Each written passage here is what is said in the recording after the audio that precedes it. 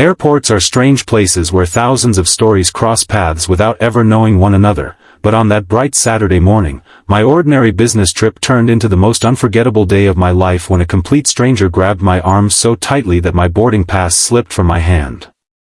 Her eyes were filled with fear, her breathing was uneven, and before I could even ask what was happening, she looked directly into my face and whispered that I had to act like her husband for the next 40 minutes if I wanted to save someone who didn't deserve to lose everything. Behind her stood 3 well-dressed men scanning the terminal, searching for someone with desperate determination, and something inside me said this wasn't a prank or a scam. It was the look of someone who had run out of hope. Before we continue this emotional journey, please take a moment to like this video, leave a comment telling us if you believe kindness can change someone's destiny, share this story with someone who needs hope today, and subscribe to Heartline Stories for more unforgettable tales that remind us humanity still exists. My name is Rowan Mercer, and until that morning my life had become painfully predictable. At 34, I worked as an architectural photographer, spending more time documenting beautiful buildings than building meaningful relationships. 2 years earlier, my engagement had ended quietly, leaving behind an apartment that felt too large and weekends that stretched endlessly. Work had become my escape from loneliness. Every assignment gave me another destination and another excuse not to think about the life I thought I would have. The woman holding my arm looked to be around 30. She wore a light blue dress beneath a beige coat, but the elegance of her appearance couldn't hide the panic in her face.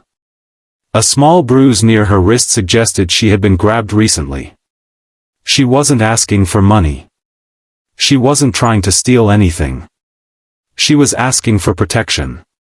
Without waiting for my answer, she slipped her fingers into mine and rested her head lightly against my shoulder just as the 3 men walked closer. I could feel my heartbeat pounding louder than the announcements echoing across the terminal. Every instinct warned me to walk away, yet another voice reminded me that sometimes the greatest regrets come from the moments we choose not to help. The men approached slowly. Their expensive suits and confident expressions contrasted sharply with the fear radiating from the woman beside me. One of them smiled politely, though there was no warmth in it. His eyes focused entirely on her. She leaned closer to me, pretending to admire the departure board while silently trembling. I wrapped an arm gently around her shoulders, hoping I looked convincing enough. The man apologized for interrupting and asked whether we had seen a woman traveling alone who might be confused or upset. Before I could respond, the stranger beside me smiled naturally and thanked him for his concern, explaining that she and her husband were rushing to meet family before boarding. The word husband came out so naturally that even I almost believed it. The men exchanged uncertain glances. One looked directly at me as if measuring whether I belonged in her life. After several painfully long seconds, they finally walked away toward another gate. Neither of us moved until they completely disappeared into the crowd. Only then did she release a shaky breath. Her name was Maris Ellaway. She thanked me with tears gathering in her eyes and admitted that she hadn't expected anyone to believe her. We found 2 empty seats near a large window overlooking the runway where sunlight reflected across the glass. Airplanes landed and departed with perfect order while her world had become complete chaos. Slowly, she explained everything. Her late grandfather had built a successful shipping company through decades of honest work. After his passing, ownership had been divided between several relatives. Most respected his wishes, but one influential uncle believed Maris should surrender her inheritance in exchange for family peace. When she refused, pressure turned into intimidation. Private investigators followed her. Friends suddenly stopped returning calls. Business opportunities disappeared. Even worse, people began convincing others that she suffered emotional instability. She realized they weren't trying to negotiate. They wanted complete control. That morning they had discovered she intended to fly across the country to meet an attorney carrying evidence proving financial fraud inside the family company. If they stopped her from boarding, everything would disappear. Listening to her story, I noticed she never portrayed herself as a victim.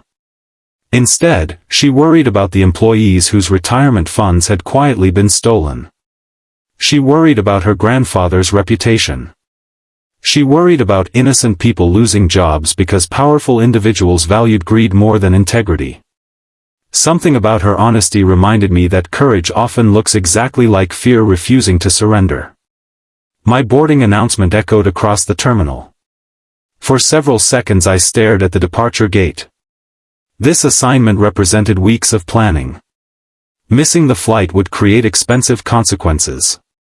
Yet every time I looked at Maris, I imagined what would happen if everyone else chose convenience over compassion. Sometimes life offers only minutes to decide the kind of person we truly are. I closed my boarding pass and slipped it back into my pocket. I wasn't getting on that airplane. Instead, I walked with her toward another airline counter where we changed her reservation under additional security assistance after quietly explaining that she feared being followed. Airport staff handled the situation professionally without drawing unnecessary attention. The next 40 minutes became a careful game of patience. We wandered through bookstores, cafes, and waiting areas, always remaining visible together. Whenever those men appeared in the distance, we looked exactly like an ordinary married couple discussing vacations, family plans, and weekend shopping. Behind every smile hid uncertainty. Behind every laugh stood fear.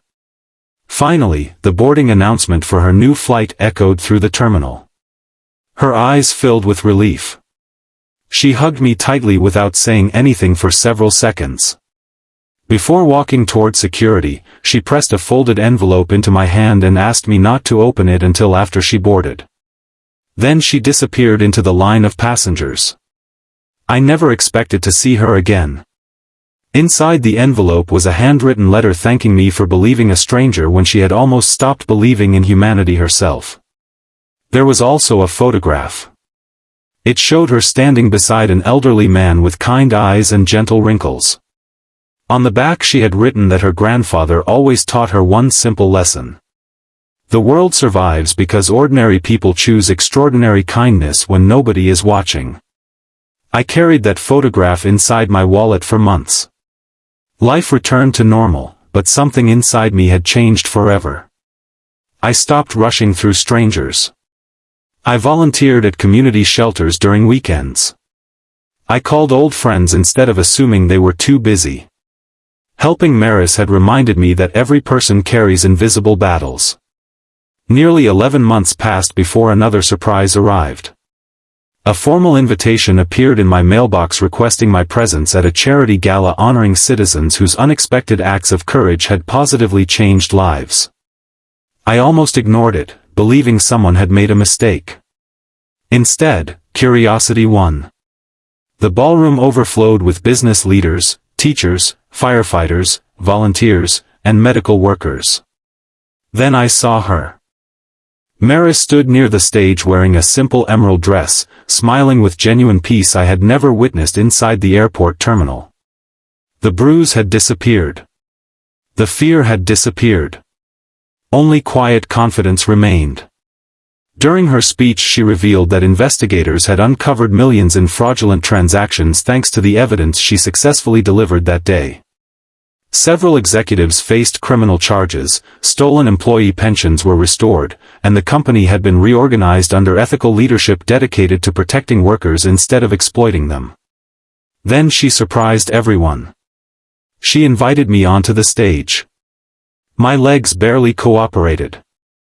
Standing before hundreds of strangers, she explained that none of those victories would have happened if one exhausted traveler had refused to ignore a frightened woman inside an airport. She called me the bravest husband she never actually married. The audience laughed warmly. I laughed too. But my eyes filled with tears. Not because people applauded. Because I finally understood something my lonely years had hidden from me. Purpose isn't found by searching for extraordinary adventures. Purpose finds us when we decide another person's pain matters as much as our own. After the ceremony, Maris and I spent hours talking without pretending anymore. We shared childhood memories, failures, dreams, regrets, and hopes that had survived disappointment. Neither of us rushed anything. Friendship came first. Months later, friendship quietly became love. There were no dramatic confessions. No impossible coincidences. Only two people who had witnessed each other at their weakest moments and discovered trust growing stronger every day afterward. Exactly 2 years after the airport incident, we returned to the same terminal together. This time neither of us carried fear. Instead, we carried wedding rings. We stood beside the same window where sunlight reflected across the runway. Passengers hurried past us just as they had before. Some laughed. Some cried. Some embraced loved ones. Others traveled alone. Watching them reminded us that every traveler carried a story nobody else could see. Maybe someone nearby desperately needed a stranger willing to listen. Maybe someone silently prayed for one act of kindness before giving up. Before leaving, Maris squeezed my hand and smiled. 40 minutes had changed both our lives forever. If this story touched your heart, please take a moment to like this video, share it with someone who believes kindness still matters, leave a comment telling us about a moment when a stranger changed your life, and subscribe to Heartline Stories so we can continue sharing stories that bring hope into the world. Special request: before this story ends, comment below with one word, kindness, if you believe a single act of compassion can change someone's destiny.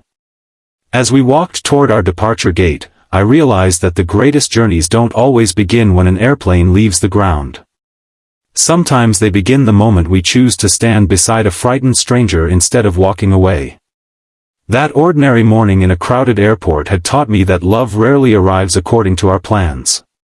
Sometimes it reaches out unexpectedly, grabs our arm, and asks us to become exactly the person someone needs for the next 40 minutes. If we have the courage to say yes, those 40 minutes can become the beginning of a lifetime filled with hope, healing, and a love that neither person ever saw coming.